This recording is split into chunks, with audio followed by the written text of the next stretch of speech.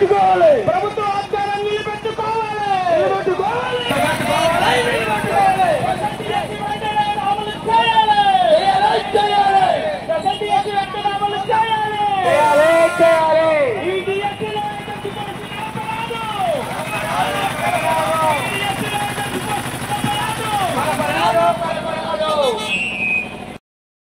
Hi friends, Seethampeta మండలం మన్యం జిల్లా. మరి ఈ జిల్లాలో ఆదివాసీలు మాకంటూ ఒక ప్రత్యేక డిఎస్ కావాలని ర్యాలీ నిర్వహించారు. ఆ ర్యాలీలో చాలామంది పాల్గొన్నారు. చూడండి ఫ్రెండ్స్.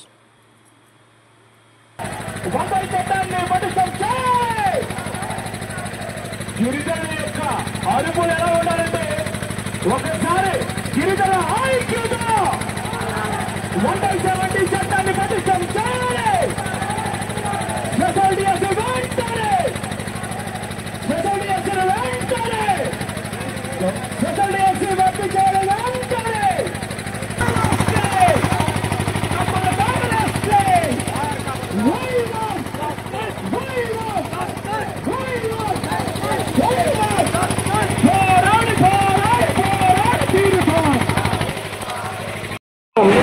మిత్రులారా, ఈరోజు ఆదివాసులకి గత ప్రస్తుత ప్రభుత్వాలు నిర్లక్ష్య వైఖరి వల్ల మనకు జరిగినటువంటి నష్టాన్ని తెలియజేయాలనే ఉద్దేశంతో, అదేవిధంగా మన హక్కులను సాధించుకోవాలనే ఉద్దేశంతో ఈరోజు ఈ శాంతియుత నిరసన ర్యాలీ కార్యక్రమం అనేది చేపట్టడం జరిగింది.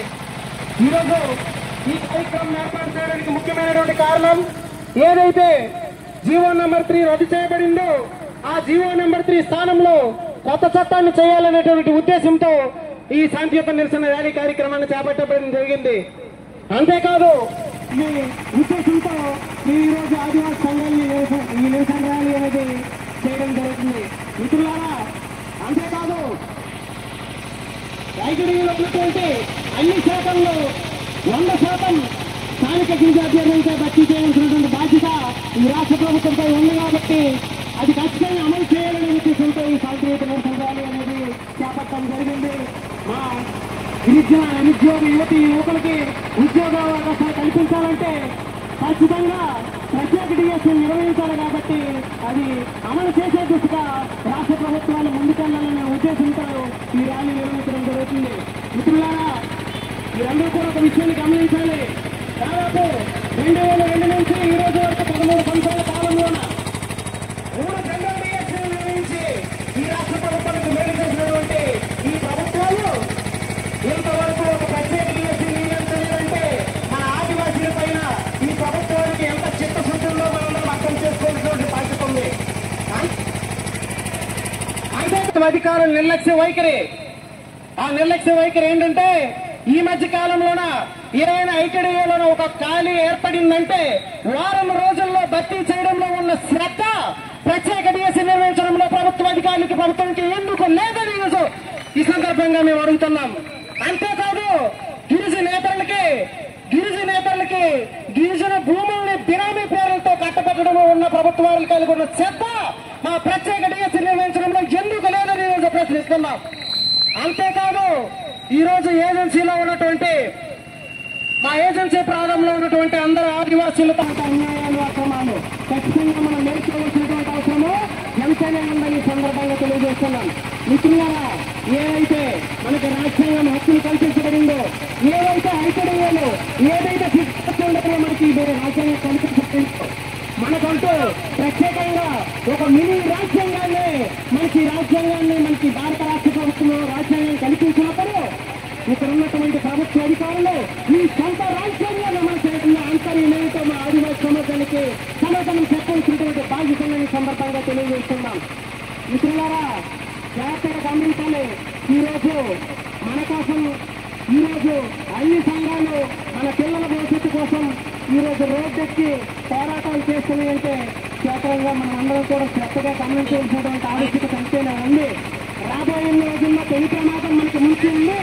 కానీ ఇప్పుడే మనం గమనించి మన హక్కులను మనం కాపాడుకోవాల్సినటువంటి బాధ్యత ఎంతైనా ఉందని సందర్భంగా తెలియజేస్తున్నాం.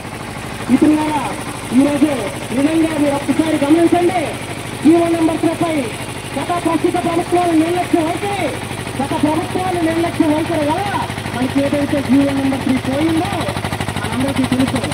ఇప్పుడున్న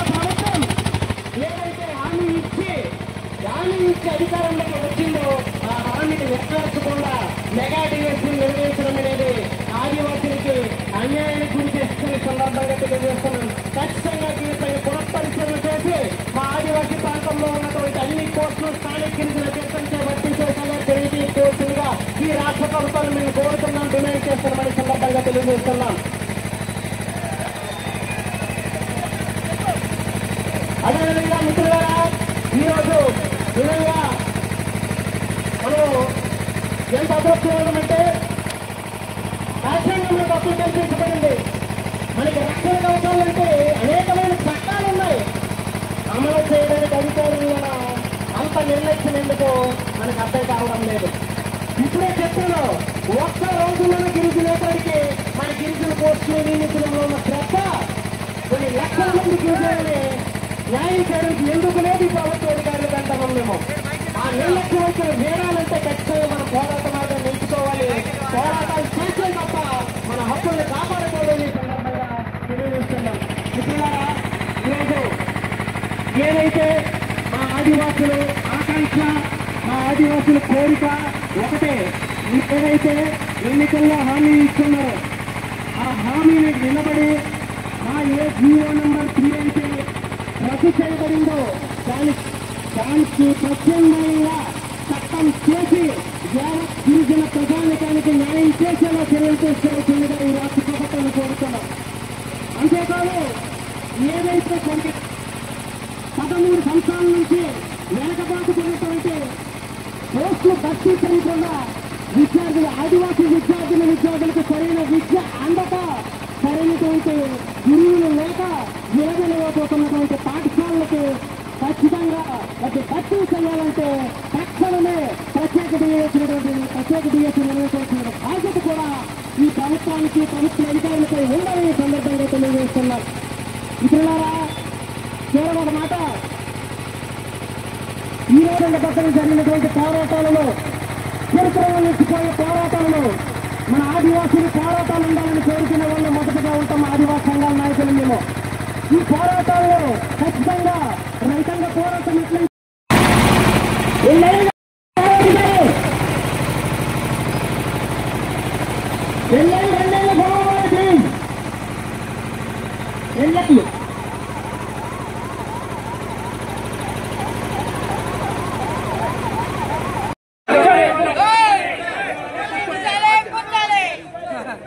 చూడట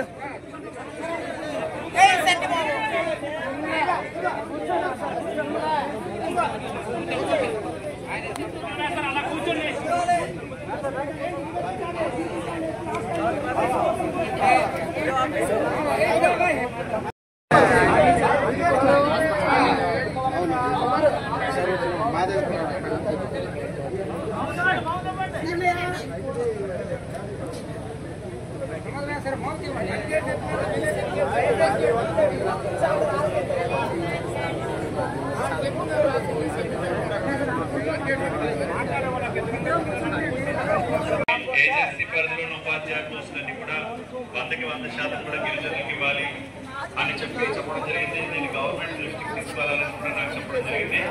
ఖచ్చితంగా ఇప్పుడు ఇది న్యాయపరంగా ఉంది కాబట్టి నేను ప్రభుత్వం దృష్టికి తీసుకెళ్లి ఖచ్చితంగా గవర్నమెంట్ తెలియజేయడం జరుగుతుంది. అలాగే ముఖ్యమంత్రి గారు కూడా సానుకూలంగానే ఉన్నారు. గవర్నమెంట్ మంచి నిర్ణయం వస్తే గిరిజన సోదరులందరూ కూడా ఉపయోగపడుతుంది. అయితే ఇప్పుడు డిఎస్సి కోచింగ్ ఆల్రెడీ మనం గిరిజనులందరూ కూడా ఇచ్చాము. బట్ తక్కువ పోస్టులు ఉన్నాయి. బట్ మెగా డిఎస్సిలో స్పెషల్ డిఎస్సి కూడా వచ్చి రావాలని ఆశిస్తున్నాం. Okay, thank